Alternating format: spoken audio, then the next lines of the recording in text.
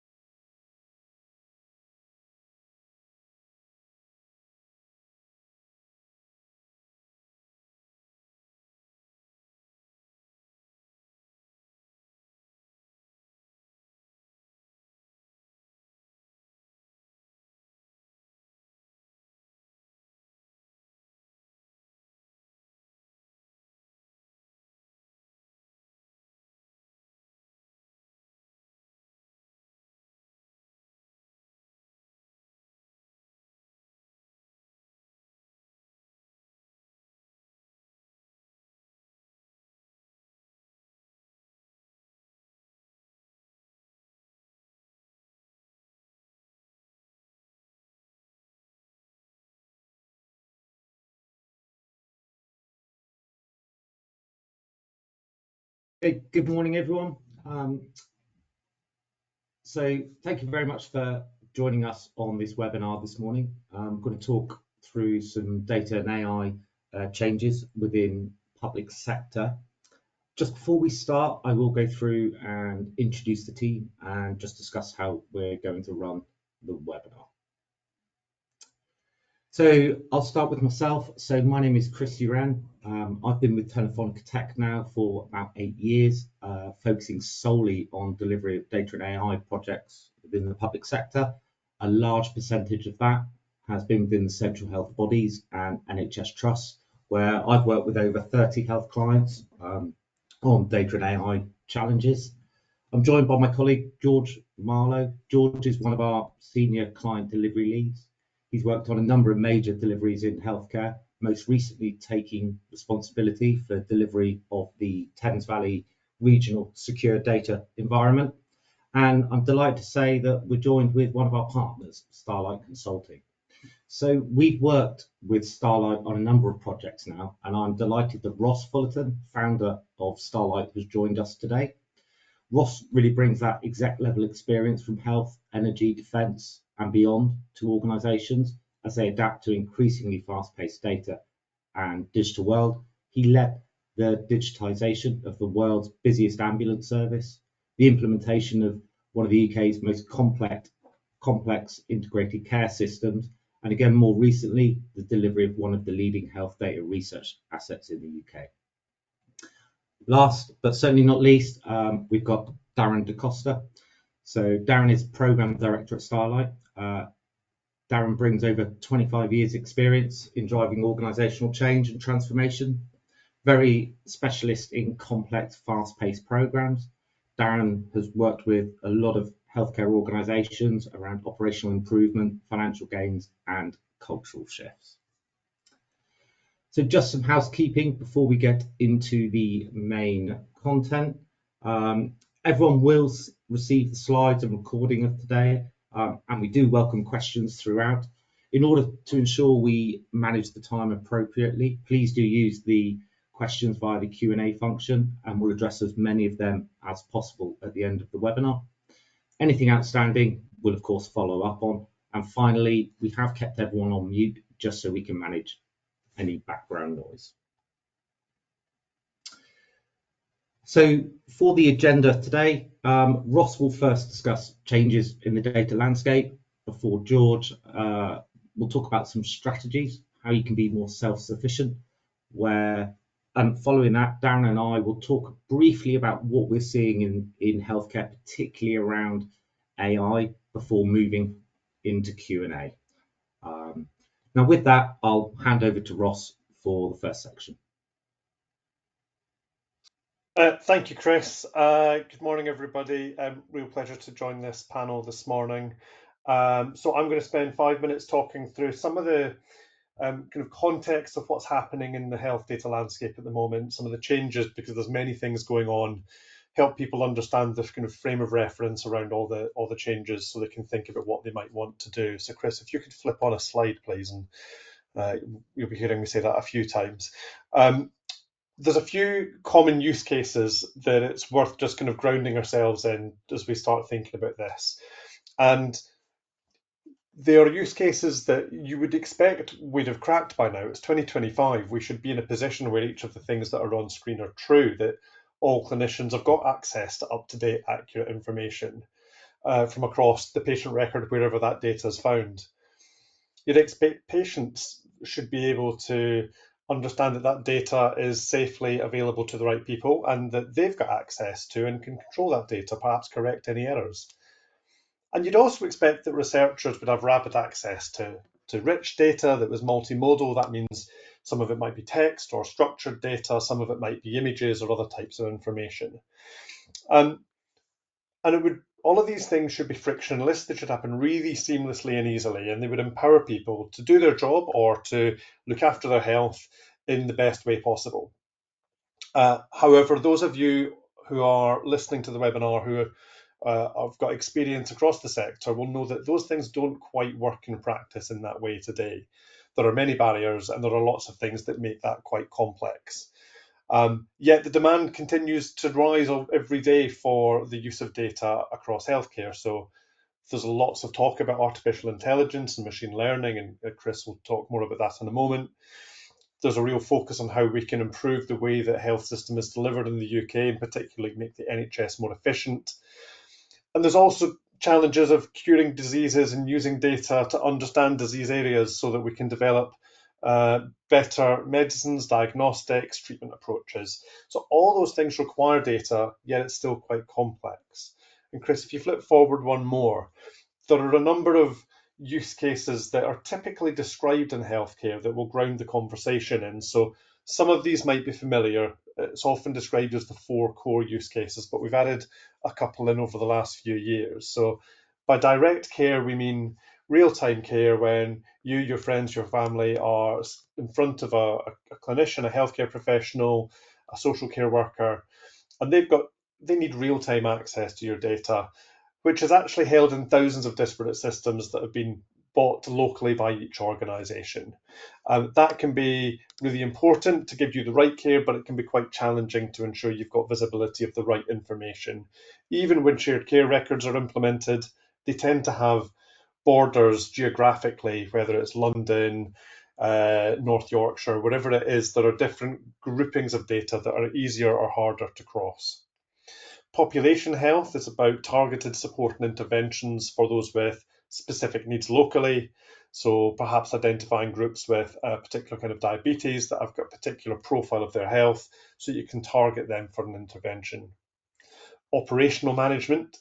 Well, how do you plan and organise the care that a big complex hospital gives, for example?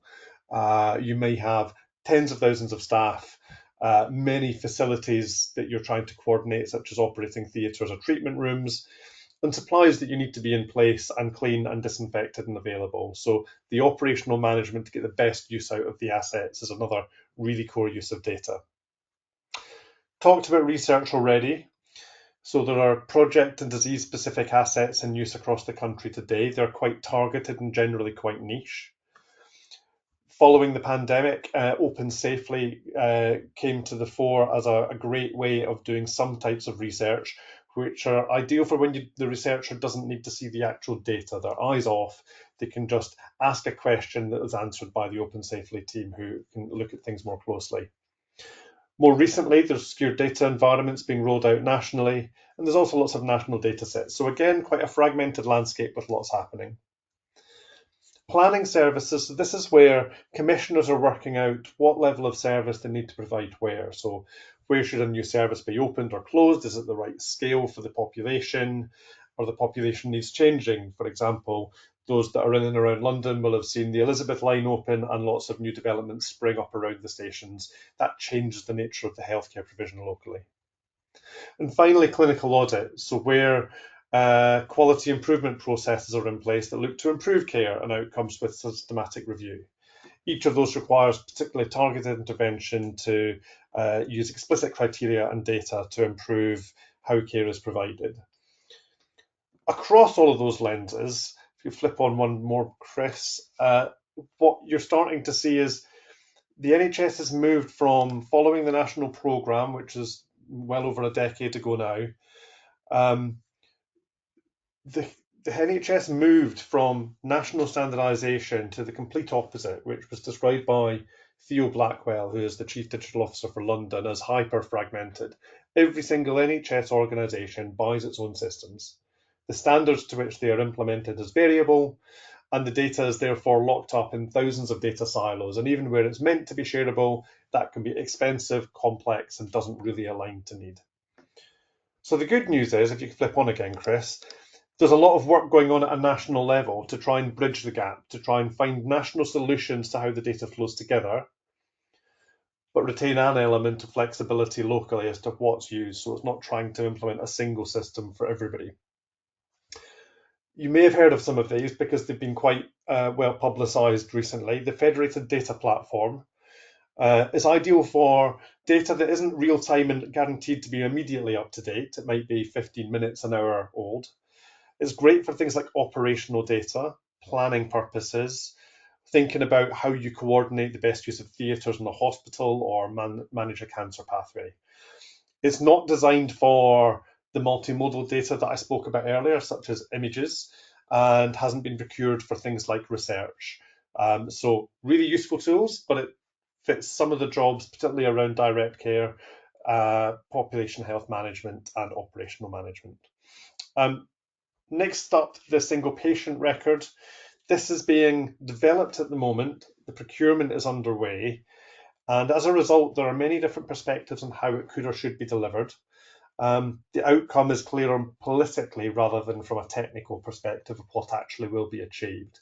So there are some great ambitions that the single patient record empowers many people to do things in a better way.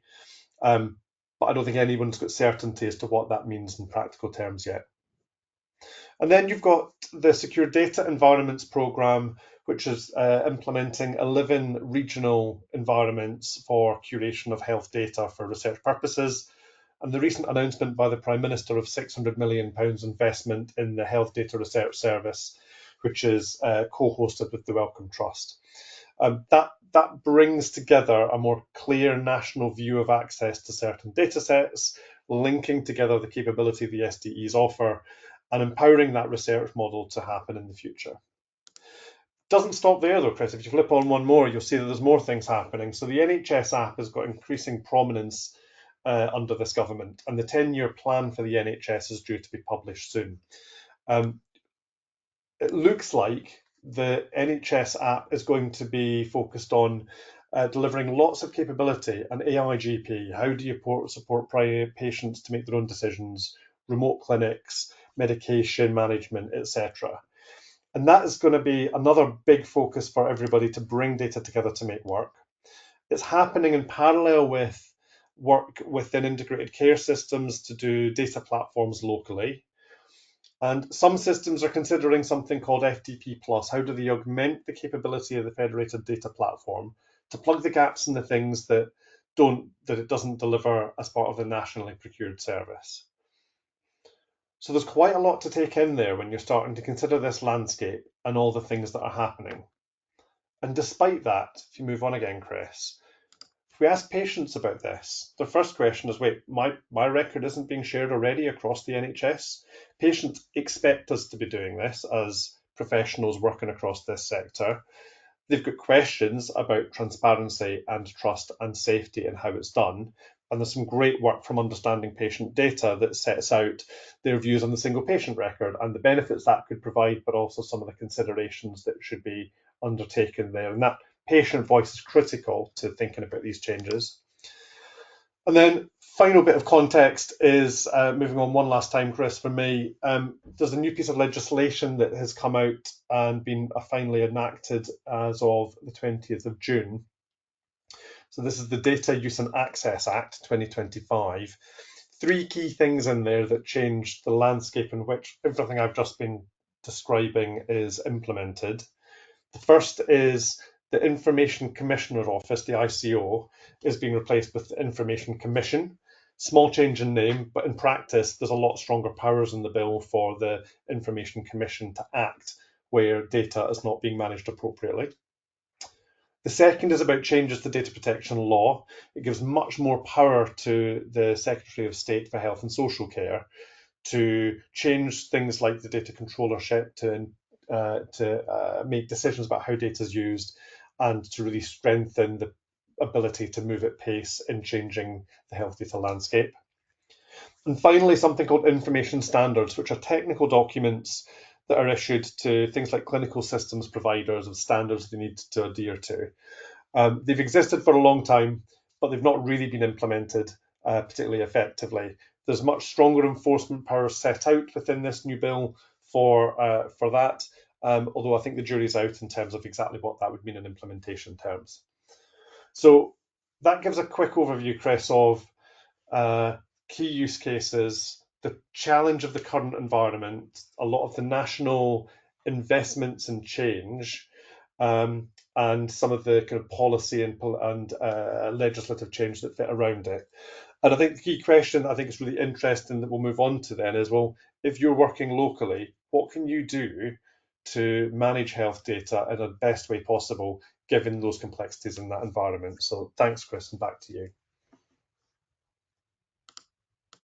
Thank you very much, Ross. So at this point, we'll hand over to George, who's going to talk about self-sufficiency.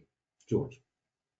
Yes, absolutely. Thank you, Chris. Thank you, Ross. Thank you for the handover. So yes, as Ross says there, we've been talking so far with Ross around some of the more holistic, political, sensitive challenges, strategy, visions, if you like, of more of a regional and national level, and of course the legislative considerations too. If we move on to the next slides, I've only got 3 slides, you'd be pleased to know. If we break this down into 3 sort of mini subsections, we've got what have we got? So as a local entity, as a trust, as somebody working obviously within the public sector and healthcare space, what do we have? Establish a baseline, which we'll touch on in a moment. What are the things we should be thinking about? The think around cost and strategy, integrations and collaborations, perhaps data products and self-service. Again, this is all about the practicalities of taking the things that Ross has discussed and applying them to youth in a meaningful and pragmatic and practical way.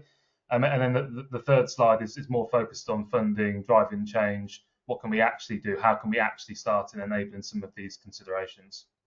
So this first slide is, as I mentioned, all about establishing a baseline. So what are the things that we can think about as a local entity, as a trust? Obviously, there's a wide audience on this session today. But what can we individually think about that's going to support our data journey? Each of you will have a view, of course, on where you are at. There's obviously different ways in which we can baseline this, right? We can spend lots of time, and that's not really actually that necessary. Obviously, it depends on circumstances and scale, of course. But some of the things to think about are on screen. So we need to understand before we can go and rationalise and invest. Of course, this is all part of the process and the business case activities that support any form of investment or consideration to do some of these things. Do we understand some of the manual interventions and efforts across your local organisation? Of course, manual intervention is much of the traditional form, of course. We have, as we'll touch on in a moment with Chris and Darren, some AI and data science considerations, such as Genie rooms, for example, and Databricks Assistant, that in our data ecosystems can supplement the way in which we deliver good stuff across data. Part of the considerations here, of course, and some of you may have heard of DAMA, so Data Management Maturity Assessment, So thinking about what are the strengths and the weaknesses of data management practices across our organisation, thinking about have we got a defined vision, have we got the skills, have we got a good understanding of usage and analytics adoption across the trust or the organisation. And of course, baselining doesn't have to take months. It can be done far quicker with appropriate tools and templates, which of course we're happy to take questions on as well as we go through. But there's some other considerations on screen there around, do we understand who is holding what data where? Have we got people spinning up workspaces and applications without our knowing from an IT functional perspective? This is all going to drive costs. This is all going to drive sort of lack of understanding and poor effectiveness and efficiency of the use of data across the organisation. So really, this is about establishing that baseline and understanding where we're at, and then obviously then moving on into where we want to be. So we could move on to next slide, please, Chris.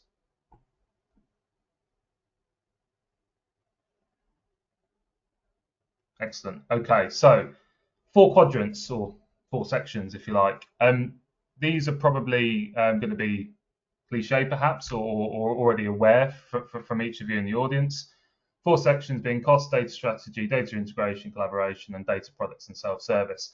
They're deliberately on one slide rather than broken out, because this is about triangulating or squaring off, if you like, each of these components. They are not individual silos. They need to be considered in conjunction with one another, but breaking them down just a little bit. From a cost perspective, we've spoken to that a little bit already, but do we understand the reporting suite that we have, and obviously the tools and the technologies that have been used across the organisation? That includes systems and applications too, and obviously associated integrations directly within your organisation. Obviously, each of you will have a view on the level of sort of on-prem, hybrid, cloud type environments that you adopt, and of course, you know, we've probably all heard of FinOps as an example from a cost and performance optimization perspective within certain environments. There's obviously things that you can do to enable that. Of course, part of that conversation is around, you know, potential for migrations of on-prem and cloud environments. I've been involved with it with a given trust, just as an example, in supporting the migration of quite an old SQL Server instance into a later version with a roadmap to move onwards into Azure cloud environment as well. So there's obviously a conversation there around integrations and consolidations of services, platforms, tools, and tech. From a data strategy perspective, it's quite cliche, and with all of the people I work with, it can often get a little bit boring, but it's really, really important to me and the way in which we engage. People, process, and tech is really often underlooked, or overlooked rather. Technology is often the forefront. So have we got the right tools and technologies to deliver the right results? For me, this is 20-25% of the question. Have we thought about the right people and the process that support the use of tech as an enabling vehicle to deliver change and data implementation? So part of this comes target operating model. So understanding of capabilities, the organization structure, skills, resourcing, knowledge transfer, processes, tech, tooling, obviously features. Have we got a good understanding of the data governance that obviously underpins the way in which we deliver? Data quality is obviously featuring here, obviously being a detailed one in its own right. And of course, business change, data literacy, adoption. These are obviously really, really important things as part of defining data strategy. What is the purpose of our data? What do we want to achieve? Does this align to a given local organisation or trust level perspective in terms of what our data is and what we want it to achieve? Are we enabling the fastest decision or the ability to provide the fastest decisions to clinicians or for non-clinical purposes too? Are we potentially reducing pressure on frontline staff by having that data available in real-time fashion in a lower cost-effective manner?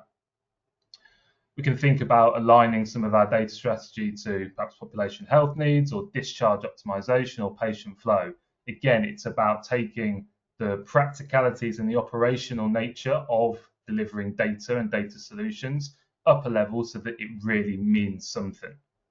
And of course, we can think in phases. So this isn't about defining a data strategy for the next 5 years and that be fixed in stone. This is about taking things little by little with the right focus and the right priority to deliver the right end game, the right results. If we look at bottom left, so data integrations and collaborations, again, this is not just about the technology. Of course, there are, you know, the technology components in APIs as examples. Obviously, somewhat secure data environments feature here as well in enabling single version of the truth and combining data for meaningful research purposes. In that instance, of course, we have single patient record, share care record that feature here too. So again, not about the technology per se. This is about the right people coming together to enable the right results as a group and as a collective. So this involves digital teams, clinicians, service leads in process. It's everybody. And then bottom right-hand side, data products and self-service. So this is, from a self-sufficiency perspective, very much about thinking about the way in which data is structured. So, part of what we as Telefónica Tech and Starlight talk to individuals and organisations about is that reusable nature of data products and self-service as example. There are many characteristics of data products. I'm not going to read all of those out. That would be too boring. But self-service, of course, is about the exploration nature of data availability. What we've got there in that bottom right-hand section is effectively a very straightforward mapping that many of you will no doubt have seen before. Bronze, silver, gold, sort of medallion natured architecture for those aware.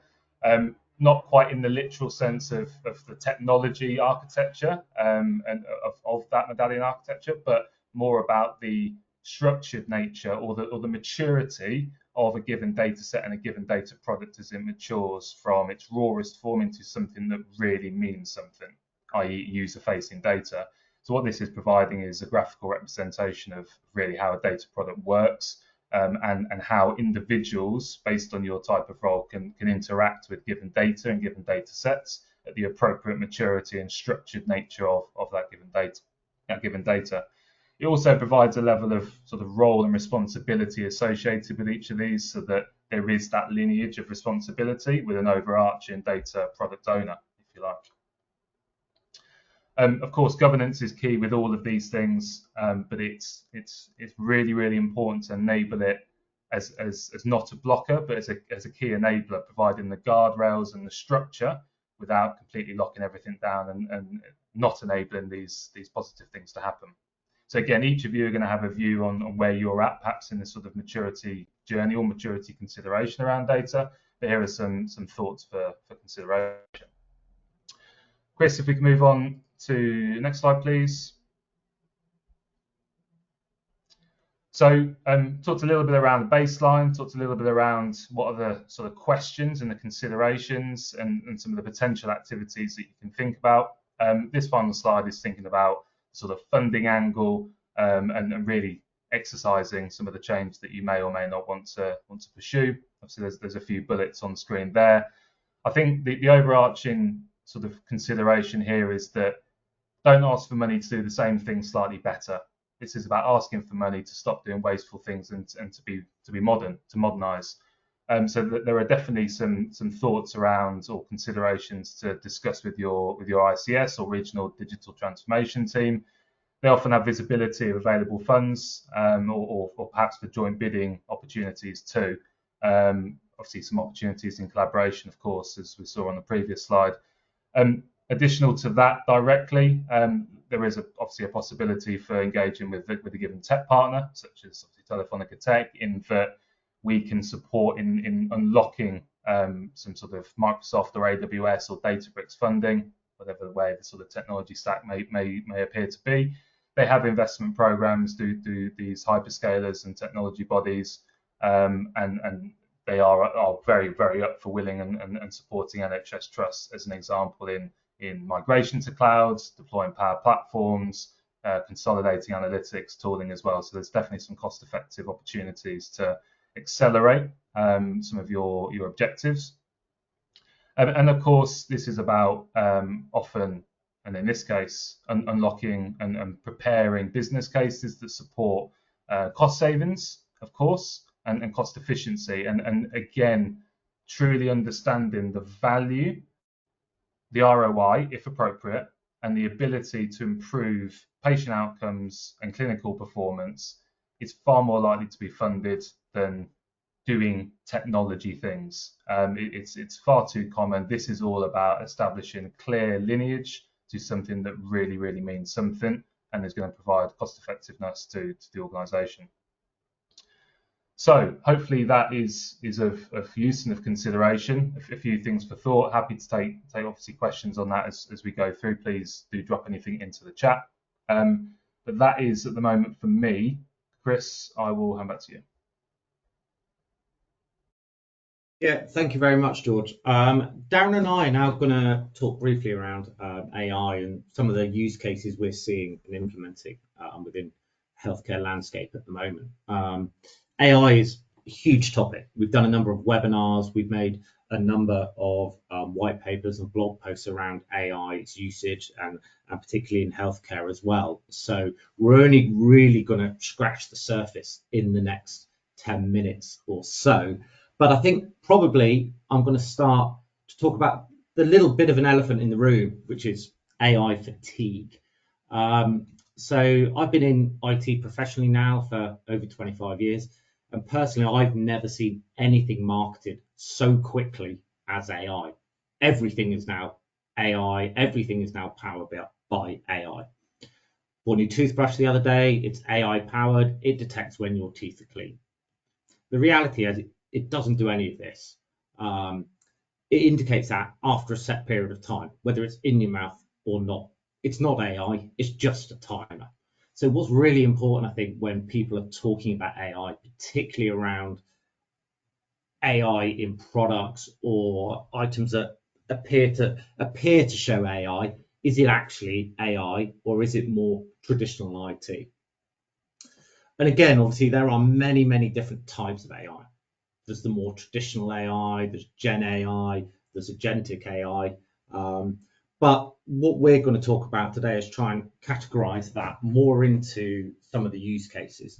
So if we think about personal productivity, so we see a lot of people, this is your co-pilots, chat GPTs, etc. They tend to be less governed. They help individuals with daily administrative tasks. We also have what we call AI for organizational enhancement. So this is really, and this is where we're going to focus today. It's about how can AI improve the organization, following on from what Ross and George have talked about. Now, whether this is via efficiency, whether it's via better citizen and patient outcomes, this is our focus for today. But also, of course, there is also what we term product AI.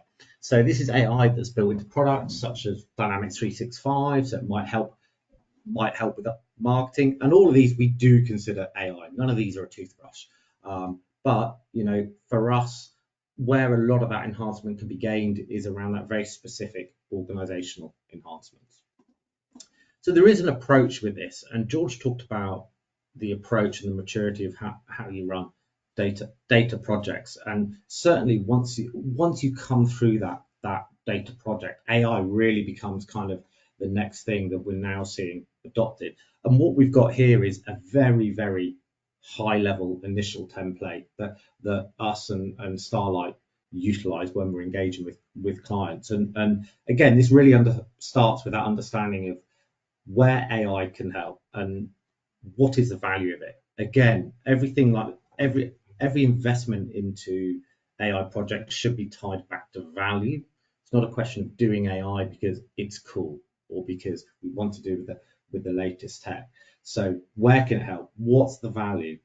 And actually, as an organization, are we in the correct state? Are we mature enough to actually start making use of AI technologies?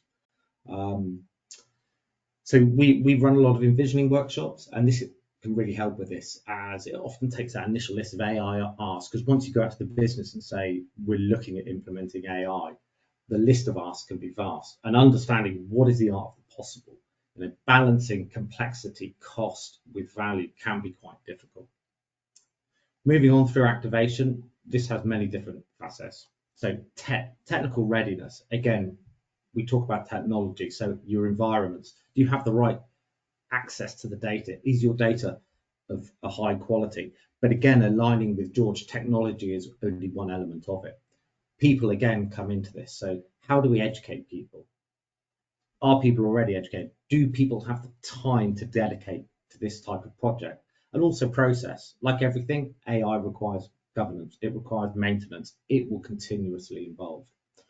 But once you've underlined and sorted those dependencies, if you're taking your first step into AI, we recommend delivering some quite quick proof of concept, proof of values, prove the hypothesis. Understand, actually, are you getting the value from AI that you envisaged you would get at the beginning? This is also a great time for when we work with our clients, for us to upskill our clients, provide knowledge transfer, again, promote self-sufficiency within an organization. And this step must also sort of include that change strategy. As AI is rolled out wider, people must understand what the implication of that is. How do they use it? How do they use it responsibly? And critically as well, what should they not be using it for? And really that's where, after implementing a number of proof of concepts or proof of values, you're sort of really ready to move into what we call that advancement stage, which is when you can start developing a lot more complex AI use cases, perhaps looking more within the clinical processes as well. But also by that point, we should have achieved business buy-in. You've proven the value, you've proven the investment, and by investing a little amount into a number of proof of values, it really helps with the cost efficiency. So we don't have time to talk through all of the metrics that we use to determine case viability here, but here are just a few. And again, what you will see is a large focus on data, but also looking at some of those dependencies that we have. So for example, do we have the right volume of the right quality at the right granularity, and are we able to access that? Some of those key technical dependencies that can absolutely be a blocker, but also as well beginning here to set up what is success criteria. How do we measure success of what we do? But moving on, just to ensure we keep the time, what we've put here is some what we tend to classify as non-clinical examples of AI projects that we're working on. So a lot of these tend to focus on efficiency. They tend to have lower barriers to entry in terms of governance, and they can provide quick, easy return on investment. A lot of these use cases are implemented in days or weeks. These are not months. So whether it's summarization of patient information, whether it's staff rostering, facilities rostering based upon future predicted demand, or PII redaction, for example, in the use case around where data may be shared externally for research purposes. We've seen huge improvements in efficiencies by providing chatbots. Let's allow citizens to gather information on services, processes, general advice data, not personalized health treatment data, but reducing the amount of time of person-to-person contact for that non-specific information. So this is where those proof of values can really accelerate that journey. They're quick, you can get an immediate ROI, and it's very easy to demonstrate. But of course, AI can also assist in much more advanced use cases. And Darren is just going to talk through a few of the examples he's worked on over the past few years. So, Darren. Thank you, Chris. Good morning, all. Next slide, please, Chris. Perfect. Thank you. I'm sure many of you will be aware AI is increasingly being integrated into lots of pathology, and that's primarily to transform how diseases are diagnosed, studied, and managed. So 2 years ago, I led a team that created and launched a telepathology solution that very much supported the shift towards integrated and high-quality healthcare. In this case, this was in histopathology. So histopathology, for those of you who may not know, that's the study of diseases of tissues and cells. Our goal was to actually digitize the slides and blocks. So we was able to take those glass slides directly from an NHS client and also their blocks as well. So we could use microtomy to slice those blocks down and use those on the slides also. So it's very much for NHS clients. We used a state-of-the-art digital scanner that enabled us to scan up to about 120 slides per hour, and offered very much a reliable solution for that high volume whole slide imaging with very fast turnaround times. Those digital images were then sent over and reported upon by a team of remote histopathologists, the results being then sent back directly to the client onto the LIMS where we had connectivity. So with that focus on prevention, diagnosis and treatment, that solution was established to not only streamline the clinical and operational workflows, but also ensure the quality and cost effectiveness of the service. So those of you who may know histopathology a little bit, there is a widening demand capacity gap, especially within that particular ology. So the overarching goal was then to assist the NHS in efficiently managing patients' diagnosis, translating that into swift treatment decisions and improved outcomes. So in terms of benefits, obviously maximising the client capacity, so that was providing supplementary reporting resources. Greatly helped with the performance metrics as well against national targets. In terms of cancer waiting times, very much supported the diagnosis and the treatment there. And also MDT, so the multidisciplinary teams, having a remote pathologist that could dial in just for a short period of time to report MDTs was very good, and the trust found it very cost effective that they didn't need to take somebody out of the equation for 2 or 3 hours, however long the MDT went on for. In terms of using AI within that, there was a couple of use cases really I just wanted to mention today. One is the use of AI algorithms for the whole slide images to detect cancer, so breast, prostate, lung, etc. It also has the capacity to actually measure tumour length. It can count blood cells.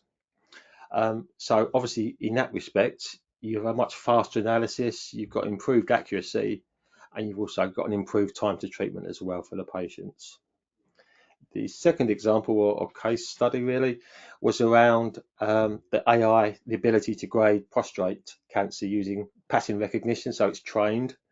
So that way we achieve standardized results and supports a much better complex decision making. And then once that was all done, we actually achieved ISO 15189 accreditation as well. So aware that was a bit of a whistle stop tour, but hopefully that gives you a brief overview of how AI is being used in pathology to support the end-to-end kind of patient piece. Thank you, Chris. Thanks, Darren. And like Darren said, you know, the whole of this webinar is really a bit of a whistle-stop talk. We're all available if anything here that has piqued your interest and you want to talk in a little bit more detail. But oh, I've missed a slide there. Never mind. I think what we need to think about, there are a number of things around AI and responsible AI. We don't have a slide on it, but it is really important to think about that.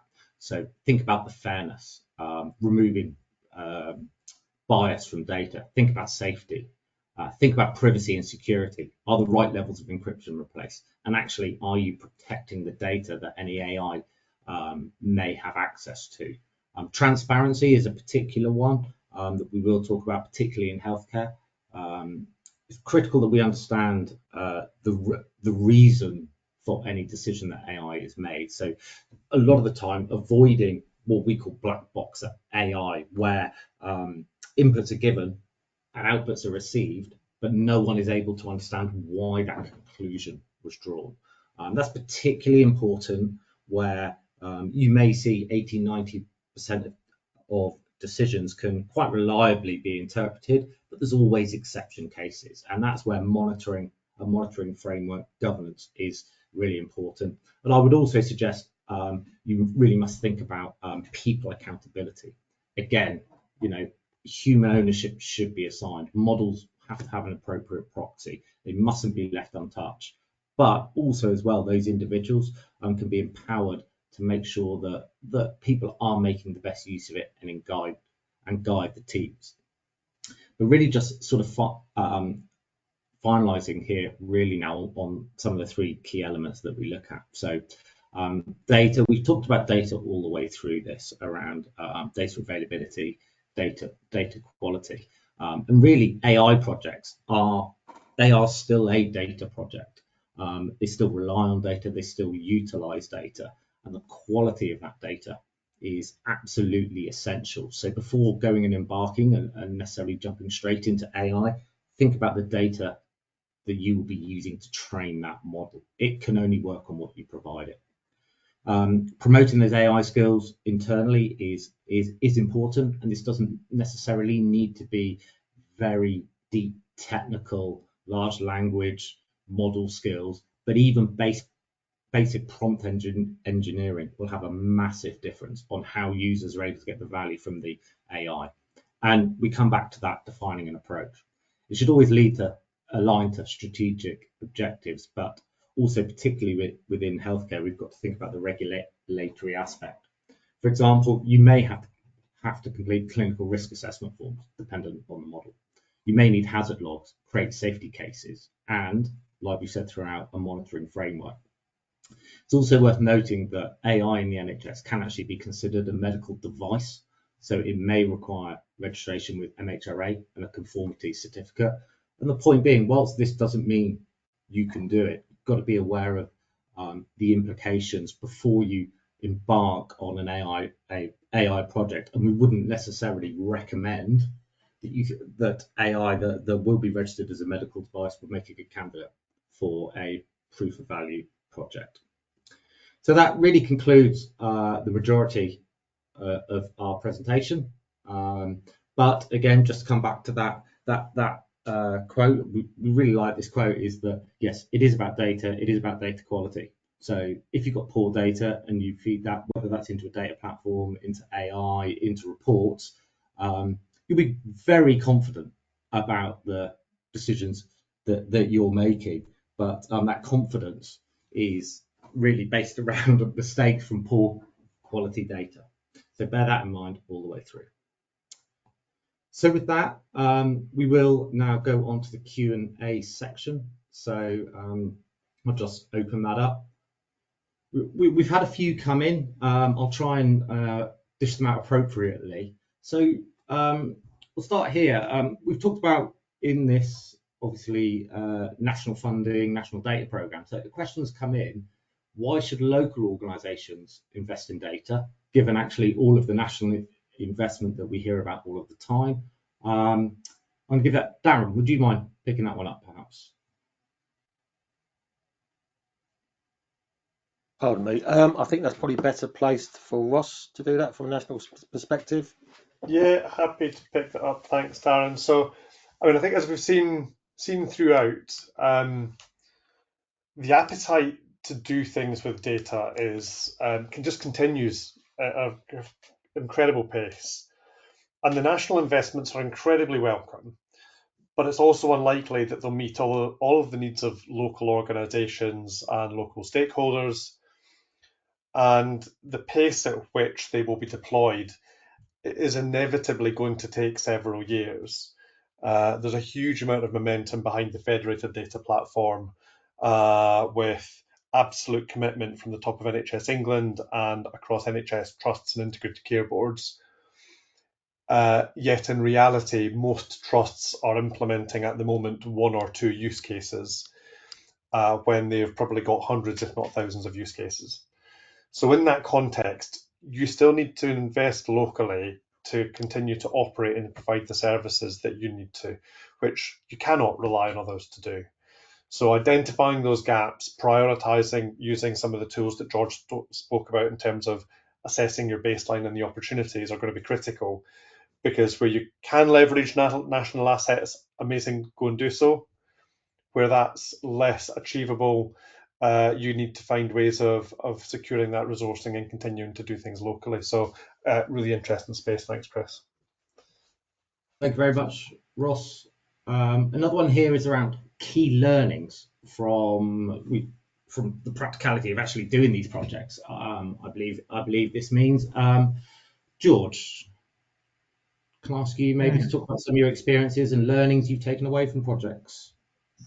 Yeah, sure. Yeah, I think that the good thing is that nothing's gone particularly wrong. I think is fair to say, and if it did, I wouldn't be doing my job correctly. I think, to give you a bit of an example to sort of justify everything we've said and an answer to that question, I won't name the given entity, but we were working with a healthcare body last year.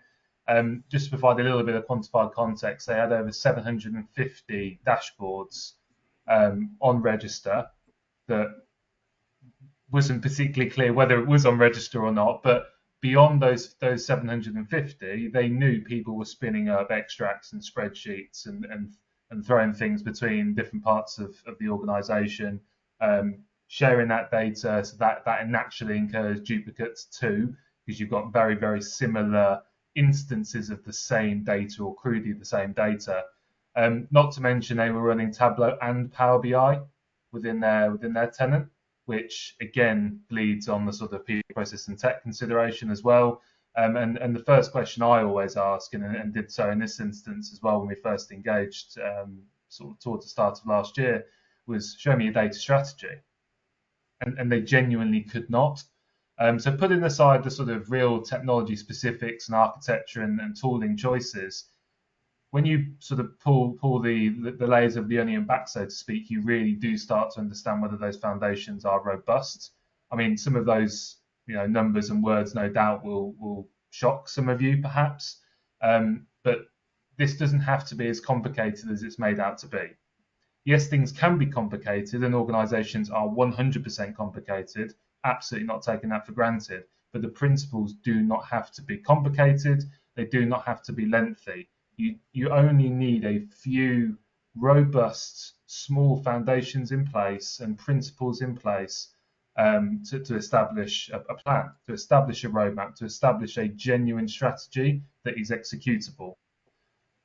Not again underplaying, taking a Tableau and Power BI, which is now complete by the way, all into Power BI, and being able to catalog and register the assets, data assets that have within the organization.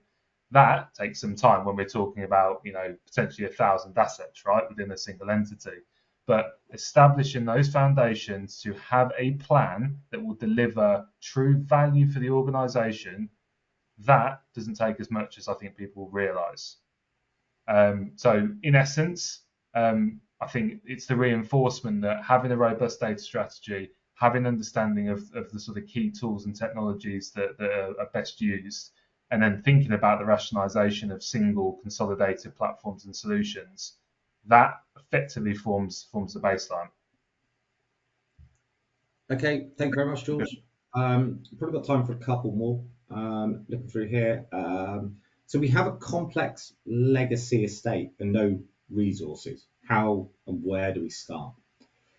I'll probably take that one. I think that's hopefully, what you will have seen today is that we've talked through some of those processes, and George there also talked about the data strategy. And I think he's absolutely right in terms of you need enough, but our recommendation is don't spend years trying to create a data strategy, dotting every I and crossing every T, because by the time you've done it, the world will have moved on. The other, and so I'm not going to repeat everything George said, but the other thing I would always recommend on this is, again, sometimes people look at these as tech projects. And the first requirement is, I've got all of this data that I need to put into a data platform and cleanse. Whereas actually, really, you should take a step back and look at it from the business. And this is where the data product conversation really comes in. It's not about, I have this data, therefore I need to do this with it. We should be starting at, well, what data products do you need? And actually at that point, you can go back and say, do I have the data necessary to fulfill that data product? So it acts both ways. One, it ensures that you're using the best data and the most appropriate data for those data products, but it's also an opportunity to identify where actually you're not having or not getting the data that you need. And I would suggest that, again, break it down into areas. Maybe think about outpatients or appointments or waiting lists or finance or people, or staff. Pick them up one at a time. Do it iteratively. Don't try and boil the ocean. We've all seen those big 5-10 year transformation programs, and critically they don't work. You should be aiming for 3 to 6 months to start getting your first data products out there from a standing start. And of course, obviously, as a business, that's primarily what we do. So if you do need help, reach out to us. And last one, as we're about to run out of time, how do you put patient voices at the center of decisions about health data?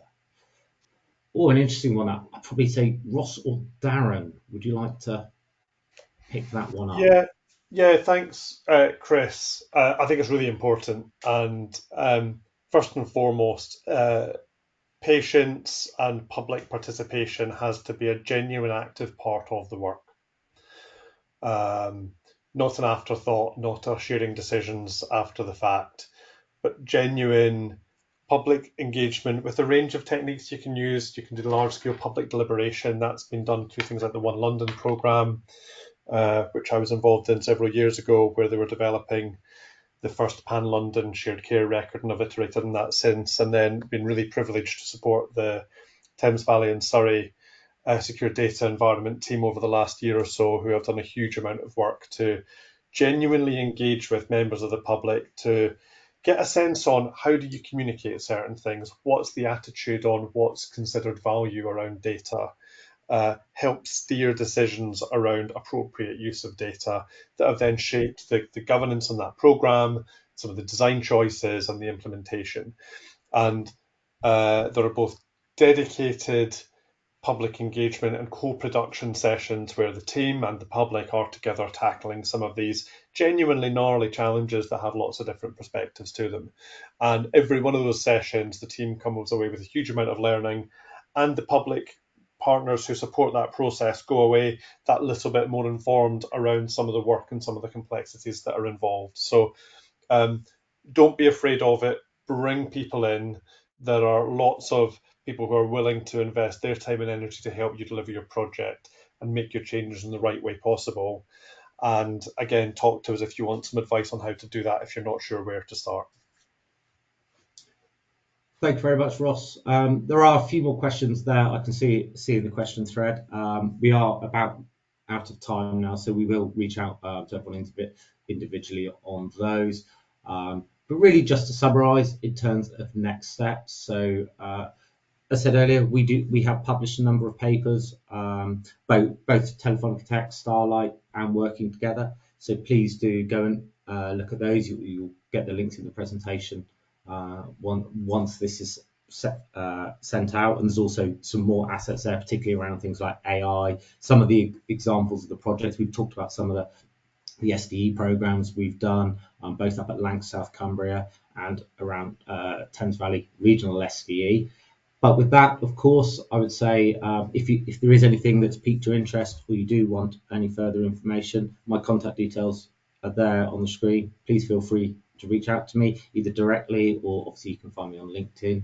And yes, I'll leave everyone there as we're coming up to 11 o'clock and just say thank you very much for your time. Much appreciated, and I hope it's been an informed session for you all. Thanks very much.